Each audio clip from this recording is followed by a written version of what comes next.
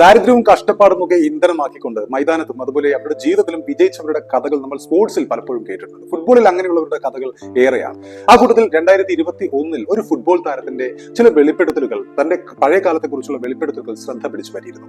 പക്ഷെ അതൊരു വ്യത്യസ്തമായ ഒരു കഥയായിരുന്നു അദ്ദേഹത്തിന്റെ ആ വെളിപ്പെടുത്തൽ. ലോകത്തിലെ ഏറ്റവും മികച്ച ഒരു ക്ലബിന്റെ അക്കാദമിയിൽ കളിച്ചിരുന്ന സമയത്ത് താൻ ഫസ്റ്റ് ടീമിലെ സൂപ്പർ താരങ്ങളുടെ ബൂട്ട് മോഷ്ടിച്ചുകൊണ്ട് അത് വിറ്റ് കുടുംബത്തിന് ഭക്ഷണം വാങ്ങി കൊടുത്തിട്ടുണ്ട് എന്നായിരുന്നു അന്ന് മുൻ മാഞ്ചസ്റ്റർ യുണൈറ്റഡിന്റെ മുൻ അക്കാദമി താരമായിരുന്ന റാവെൽ മോറിസൺ തന്റെ ഭൂതകാലം വെളിപ്പെടുത്തിക്കൊണ്ട് ആ സമയത്ത് ഒരു അഭിമുഖത്തിൽ രംഗത്ത് വന്നത്. അതൊരു ടോക്ക് ഷോ ആയിരുന്നു അദ്ദേഹം രംഗത്ത് വന്ന ആ ഒരു പരിപാടി. മാഞ്ചസ്റ്റർ യുണൈറ്റഡിന്റെ അക്കാദമിയിൽ കളിച്ചിരുന്ന ആ സമയത്ത് അദ്ദേഹത്തിന്റെ കൂടെ ഉണ്ടായിരുന്ന സൂപ്പർ താരങ്ങളായ വെയിൻ റൂണിയുടെയും റിയോ ഫെർഡിനാൻഡിന്റെയും ബൂട്ട് താൻ മോഷ്ടിച്ച് വിറ്റിട്ടുണ്ട് എന്നാണ് അന്ന് റാവെൽ മോറിസൺ എന്ന അവരുടെ അക്കാദമി താരമായിരുന്ന യുണൈറ്റഡിന്റെ അക്കാദമി താരമായിരുന്ന അദ്ദേഹം വെളിപ്പെടുത്തിയത്. ആ ഒരു സംഭവം അദ്ദേഹം വെളിപ്പെടുത്തിയത് റിയോ ഫെർഡിനാൻഡിന്റെ തന്നെ പോഡ്കാസ്റ്റിലായിരുന്നു.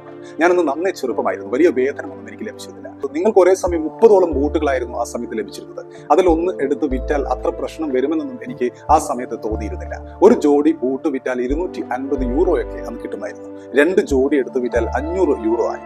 അപ്പോൾ അതുമായി വീട്ടിൽ പോയാൽ എല്ലാവർക്കും ചൈനീസ് ഫുഡ് അടക്കമുള്ള ഭക്ഷണമൊക്കെ വാങ്ങിക്കൊടുക്കാൻ സാധിക്കും. അങ്ങനെയാണ് അന്ന് അത് ചിന്തിച്ചിരുന്നത് എന്നാണ് മോറിസൺ വെളിപ്പെടുത്തിയത്.